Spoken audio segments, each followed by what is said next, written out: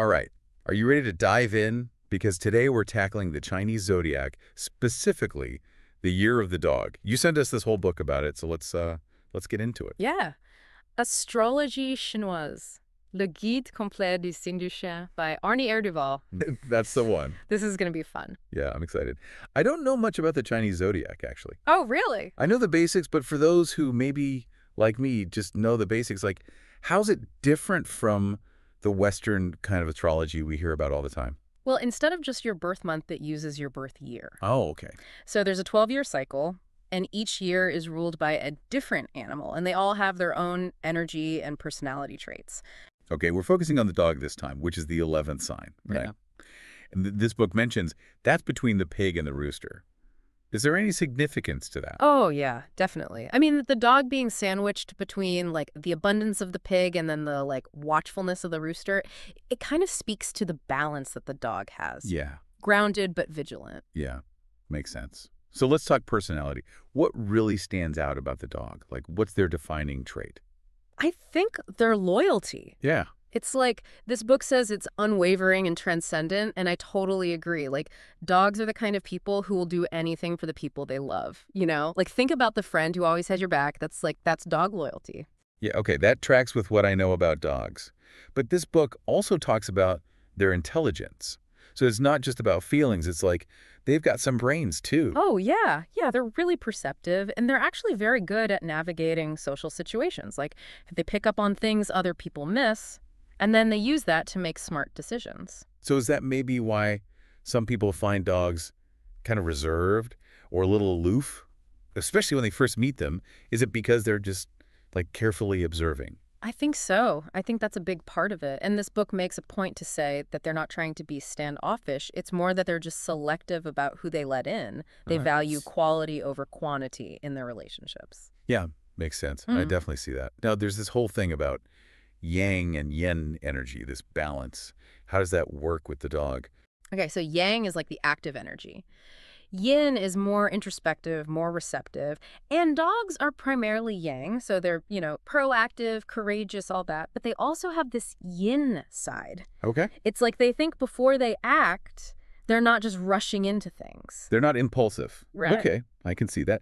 So they're not just all action. There's some thought behind it. Yeah. So we've talked about loyalty, intelligence, this yang-yin balance. What are some of the strengths that come from all of that? Well, their relationships are stronger because of the loyalty. Right. But they also are very emotionally intelligent. Like, they get people. So that makes them really great partners and friends. Yeah, Because they just understand. they get it. Okay. And what about professionally? Yeah. Like in the workplace? Yep. What makes dogs stand out? I think they're really good problem solvers. So- And they have a strong moral compass. They know what's right. So they often excel in any field where that kind of stuff is important, like critical thinking, fairness, things like that. Okay, so like naturally leaning towards careers where they can kind of do good. Exactly. And especially wood dogs, which we can talk about more later. Okay, yeah, we have to get into those variations. But I also wanted to touch on the dog as a leader, because it seems like their sense of justice would make them really great leaders, right? Yeah. What do you think? Absolutely. Yeah. Okay, yeah, good. I mean, they lead with integrity, they're fair, they're not afraid to stand up for what they believe in, and they're really driven too, so they inspire other people to follow them. That's a good quality in a leader. Definitely. So we've talked a lot about their strengths. Mhm. We've got loyalty, this strong moral compass, that sense of justice. But of course, nobody's perfect. This book gets into some of their vulnerabilities too, right? Yeah, for sure. So let's flip the coin and see what's on the other side. Okay, well, for example, they can be really sensitive, Oh, especially water dogs. Like, they feel everything really intensely. so it's like they experience things on a deeper level. Exactly. And that's great in a lot of ways, but it can make them a bit vulnerable, you know? Yeah, they feel it all. They do, yeah. And that strong sense of justice, well, that can actually sometimes make them a little rigid. Oh, interesting. Okay. Like, they have strong beliefs, which is great, but if somebody challenges those beliefs, it can be tough. They kind of have to learn to be open to other perspectives. So it's about finding that balance again. Yeah. Always back to balance, right? Right. That makes sense. Okay, so what else? Are there other things that we should watch out for, like as a dog? Well, they can have a hard time letting go. Oh, really? Like relationships, jobs. Really? Yeah. even objects. Huh. It's that loyalty again. It's like they want to hold on to things even if it's not the best thing for them. Okay, so that's something to watch out for. I can definitely see that. And another one is they can be pretty hard on themselves. Oh, yeah. Like self-critical, you know? The struggle is real. They set these really high standards for themselves, which is great, but it can backfire. Like they end up feeling like they never measure up. Oh, for sure. Okay, so that tendency to be your own worst critic, that's another one. What else? They worry a lot. Oh, dogs. Oh, yeah. About everything. Like Right. world problems, you name it, they're probably thinking about it. So not just like little things, they're worried about the big picture. Oh, yeah, they've got big hearts, so Yeah. they take on a lot. And it's admirable, but it can also be really stressful if they don't find a way to manage it. Yeah, no, that makes sense. You need that balance. Okay, so we've talked about the positives, the negatives, where they fit into the Chinese zodiac. It feels like we've covered a lot, but we're barely scratching the surface, aren't we? Totally. There's so much more to talk about, like how they approach love and relationships. Okay, yeah, let's talk about that. How do dogs approach love and relationships? Is it all about the loyalty? I mean, loyalty is huge for them, obviously. Yeah. But it goes beyond that, you know? Yeah. They want that deep connection. Like, they really want to be on the same page with their partner. So they're not into, like, casual flings or anything. Not really, no. They're looking for something real, something lasting, like shared values, mutual respect, that kind of thing. And because they're so good at reading people, they're really good at making their partners feel safe and secure. Okay? Yeah. They're just very present and attentive. Makes sense. Huh. But we were talking earlier about how sensitive they can be, so how does that play into their relationships? It's a double-edged sword, right? Like, on the one hand, it makes them super empathetic partners. Sure. But they might also need a little extra reassurance sometimes, you know? Like, open communication is really important for them. Communication is key. Exactly. Okay, good to know. Now let's switch gears a bit. This book also talks about some career paths that are really well suited for dogs. What are we thinking? I'm guessing, like, Right. lawyer. Ding, ding, ding. We have a winner. Right. It seems obvious. Yeah. I mean, anything in law, human rights, social work, that kind of thing. Yeah, yeah. Like, they really want to fight for what's right. That's a huge part of who they are. Okay, so those all make sense. Those are the obvious ones. But it's not just about, like, laws and protest, right? This book mentions security-related fields, too. Yeah, definitely. Remember that protective instinct we talked about? So anything that lets them, like, keep people safe, whether it's, like, law enforcement or security work, that really speaks to them. Yeah, because they're brave. Right. They'll, like, step up and protect people. Okay, Yeah. that makes sense. But this book also talks about dogs being artistic. Oh, yeah, totally. And this is something that people don't always realize about dogs. They have this whole creative side. It could be music or writing or painting, anything that lets them express themselves. Oh, interesting. So they have, like, a secret artistic side. Yeah. It's not all seriousness and duty. Exactly. There's like a whole other dimension to them. I like that. Okay, so we've talked about how they approach relationships, some potential career paths, all this good stuff. But we got to talk about health and well-being too, right? Yeah. What does this book say about that? Well, stress management is huge. Yeah, because they worry about everything. Exactly. So they have to find ways to unwind or they'll burn out. Like meditation, spending time in nature, even just having a good hobby, that can make a big difference. Okay, so taking time for yourself is important. Essential. Got it. And speaking of which, we should mention their immune system. Oh, okay. What about it? It can be a little, well, it's not always as strong as you might think. Really? Yeah, especially if they're stressed or run down. Okay. So getting enough sleep, eating well, managing that stress, it all ties together. It's all connected. It is. And Hmm. actually, this book also mentions digestive health as something that dogs should pay attention to. Oh, really? I wouldn't have thought of that. Yeah. Apparently, all that anxiety can sometimes manifest as digestive issues. Huh. Interesting. So again, managing stress is a big one, but also just being mindful of what they eat can really help. So it's all about that balance again. Right. Balance in everything. I'm sensing a theme here. Definitely. Okay, now, before we move on, I want to talk about something more fun. Okay. What do dogs like to do for fun? What does this book say about leisure time? Yeah, let's hear it. I want to know what dogs do when they're not busy saving the world. Well, being in nature is a big one. Flowers. Like going for walks, hiking, anything like that. It's like their happy place. Yeah, I can see that. And they're also super into their families, so game nights, family vacations, that kind of thing. They love that stuff. They're definitely family-oriented. Totally. But it's not just about relaxing either. They're also really curious, so they like to learn new things. Oh, okay. So like taking a class or something. Yeah.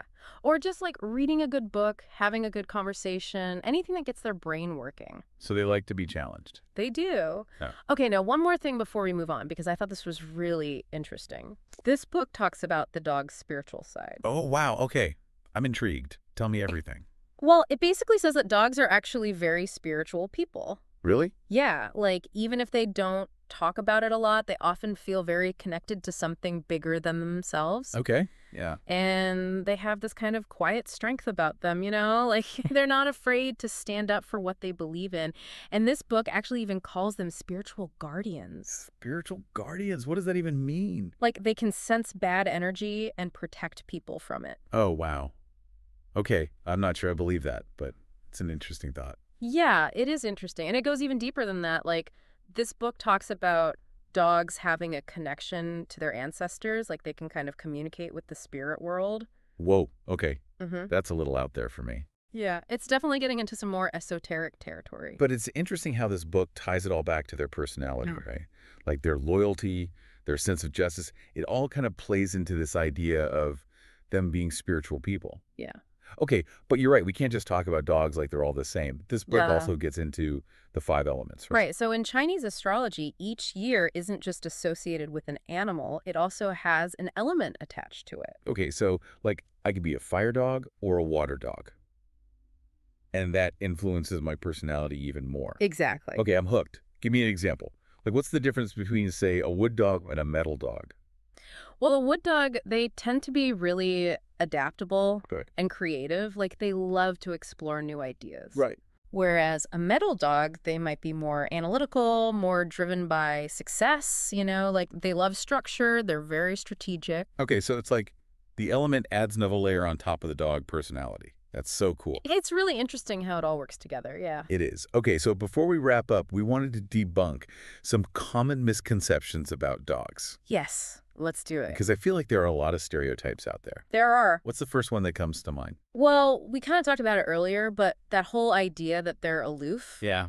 that's not always true. They're just careful about who they let in, but they can be really outgoing once you get to know them. Yeah, they just need their space sometimes, right? Exactly. And another one is that being cautious means they're inflexible. That's not true either. Oh, good point. Just because they're not jumping into every new trend doesn't mean they're stuck in their ways. Right. They're actually very adaptable. They just like to observe before they act. They're thoughtful. Okay, that makes sense. What about the loyalty thing? Because sometimes I feel like people think dogs are just blindly loyal, like they'll stay in a bad situation just because of it. Yeah, this book really emphasizes that loyalty isn't blind for dogs. Okay, good. Like, they're not stupid. Right. They know when something isn't working, and they're not afraid to walk away if they have to. So their loyalty has limits. It does. It's strong, but it's not unconditional. Okay, that's good to know. What about this whole emotionally closed off thing? Yeah. Because we talked about how sensitive they are, but do they actually, like, show their emotions? Yeah. Oh, absolutely. They're just not always as, like, loud about it as some other signs, you know? Right, they're not wearing their heart on their sleeve necessarily. Yes, exactly. Okay, so it's more about, like, subtle cues with them. Yeah, you have to know what to look for. Okay. And last but not least, because this is a big one, especially these days, is it true that dogs just, like, can't handle modern life? You know, I think it's actually the opposite. Really? Yeah. This book argues that dogs are actually really well suited for the modern world. Okay, I'm listening. Tell me more. Yeah. How so? Well, for one thing, their loyalty is a huge asset in a world where relationships can feel kind of fleeting, you know? They bring that stability and commitment. That's true. Like, they're the friend you can always count on no matter what. Exactly. And that translates to their online relationships too, by the way. Like, they take those just as seriously. Oh, interesting. And they're very aware of online safety and all that. Like, they're the ones who are warning you about scams and stuff. Oh, that's so true. Like, they're very protective, even online. Yes. And speaking of which, their sense of justice totally applies to the digital world too. Like, they're the ones who are speaking out against injustice, calling out bad behavior. Well, yeah, they're not afraid to stand up for what they believe in, online or offline. Okay, so their morals kind of transcend the physical world. That's cool. Totally. And practically speaking, they're very adaptable, which is so important these days. Yeah, because the world is changing so fast. Exactly. So they're able to learn new skills. They're not afraid of technology. Okay, so they're not stuck in the past. No, not at all. And they're really good at helping other people adapt, too, which is a valuable skill. Yeah, they're calm in the storm. Right. Yes. And don't forget their creativity. They're finding all these new ways to express themselves, whether it's through art or music or even entrepreneurship. Right, so they're not just surviving in the modern world, they're thriving. Exactly. They have so much to offer. This has been so fascinating. We talked about so much their personalities, their strengths, their weaknesses, their spiritual side, their careers, how they navigate the modern world. I feel like I have a whole new understanding of the dog, Me too. and I'm sure our listeners do too. Any final words of wisdom for our dog listeners out there? Just embrace who you are. You have so many amazing qualities. Don't be afraid to let your loyalty, your sense of justice, your creativity, all of it shine through. I love that. And for anyone listening who's not a dog, I hope this deep dive has given you a new appreciation for this amazing sign. Me too. Well, on that note, it's time for us to wrap up. Until next time. Thanks for listening.